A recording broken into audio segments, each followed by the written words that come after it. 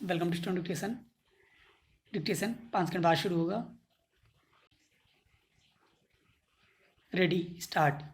यह अपने आप में एक बेहद अफसोसनाक हालत है कि जिस दौर में साफ सफाई का ध्यान रखना केवल ज़रूरी नहीं, अनिवार्य काम के रूप में देखा जा रहा है, उसमें खुद कुछ अस्पतालों में फैली गंदगी हालात को और ख़तरनाक बना रही है।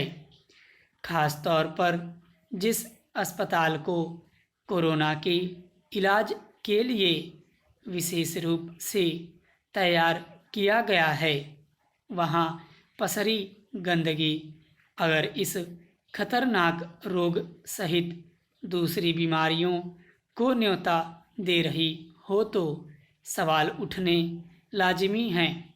एक खबर के मुताबिक दिल्ली के लोकनायक जयप्रकाश अस्पताल के रसोई घर और शल्य क्रिया इकाई के पास बायोमेडिकल कचरे का अंबार लगा है, जिसमें इस्तेमाल के बाद फेंके गए पीपीई किट से लेकर मास्क, ग्लव्स, सिरिंज और दूसरे कचरे शामिल हैं।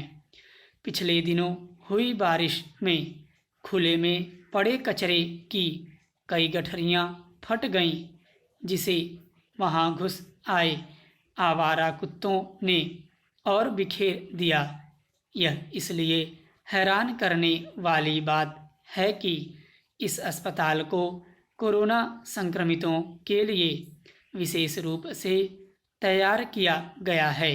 दिल्ली के एक अन्य अहम माने जाने वाले सफदरगंज अस्पताल की स्थिति भी कमोबेश यही है। इन अस्पतालों के परिसर में कोरोना संक्रमित मरीजों के इलाज में आने वाली सामग्रियां कचरे के ढेर के रूप में पड़ी हैं। यह जगजाहिर तथ्य है कि इस रोग से बचाव के लिए या इसके मरीजों के इलाज के दौरान सबसे ज़रूरी पहलू साफ सफाई सुनिश्चित करना ही है। क्या इन अस्पतालों के प्रबंधन के पास इस मामूली से तथ्य की जानकारी नहीं है, या फिर सब कुछ देखते और जानते बूझते हुए भी कचरे की अनदेखी की जा रही है?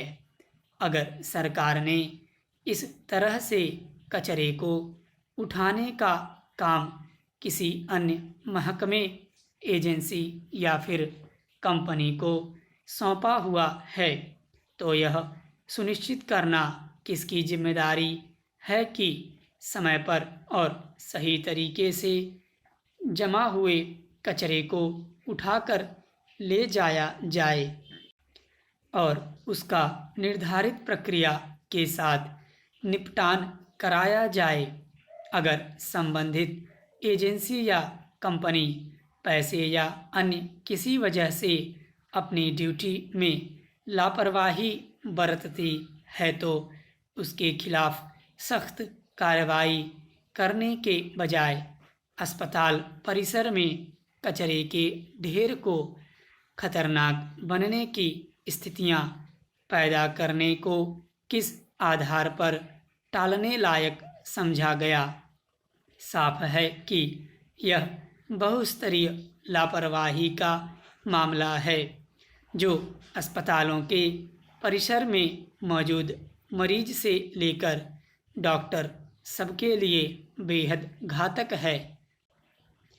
एक ओर कोरोना के संक्रमण को रोकने या खत्म करने के लिए सरकार की ओर चलाए जा रहे जागरूकता कार्यक्रमों में सबसे ज़्यादा जोर आसपास की जगहों को लेकर निजी स्तर पर सफाई बरतने पर ही दिया जा रहा है। खास तौर पर अस्पतालों में आम साफ सफाई से आगे आजकल जरूरी रसायनों का इस्तेमाल किया जा रहा है ताकि कोरोना सहित किसी भी बीमारी के विषाणु या जीवाणु और उसके असर को खत्म किया जा सके।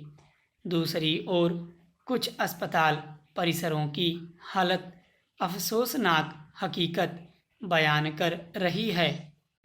अफसोस की बात यह है कि न केवल दिल्ली बल्कि देश के तमाम अस्पतालों के परिसर में गंदगी फैले होने सहित दूसरी कई तरह की अव्यवस्था की शिकायतें आती रहती हैं।